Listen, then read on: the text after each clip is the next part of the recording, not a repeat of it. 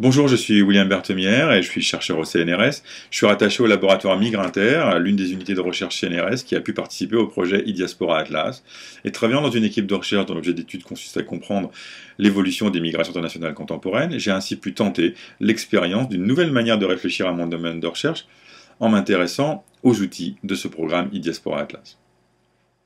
Mon domaine de recherche consiste à étudier les migrations au prisme des pratiques de l'espace des migrants, en étudiant leur territorialité, leurs ancrages dans les espaces d'origine, de transit ou bien encore d'accueil.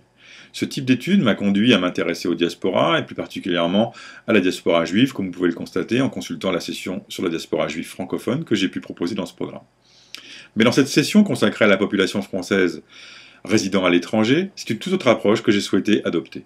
Je suis parti d'un constat qui était de dire il y a aujourd'hui environ 2 millions de Français qui résident à l'étranger, hors de France, et pour les décrire, on utilise les termes de Français de l'étranger, expatriés français, mais jamais l'expression diaspora française en tant que telle.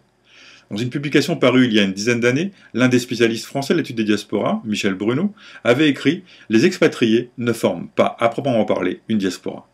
Alors, grâce aux outils d'investigation uniques offerts par le programme e-Diaspora, j'ai saisi l'occasion de revenir sur ce constat et d'essayer d'évaluer la pertinence de cette expression de diaspora française en explorant sa visibilité sur l'espace web. Le résultat de l'exploration de centaines de sites internet permet-il de répondre à la réalité d'une diaspora française? La diaspora française existe-t-elle au moins virtuellement sur le web? Le bilan de cette recherche reste partagé. Les expatriés français composent incontestablement une population dispersée qui maintient des liens forts avec la France.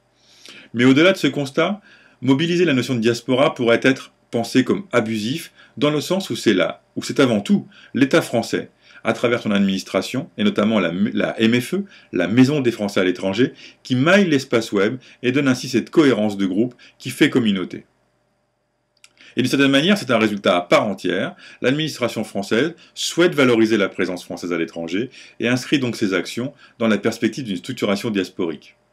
Mais grâce à l'investigation réalisée dans ce programme, e-Diaspora Atlas, le corpus constitué a également permis d'intégrer des blogs de Français à l'étranger, et même si le terme de diaspora n'est pas mentionné directement dans les blogs que j'ai eu à observer, il ressort très nettement, très clairement, de l'analyse qu'une dynamique d'échange, de mise en réseau des informations émerge au sein des Français de l'étranger, et cette interpolarité au sein des Français établis dans les différents pays du monde suggère la structuration d'un espace social sur le web que la notion de construction diasporique peut sans aucune difficulté permettre de décrire.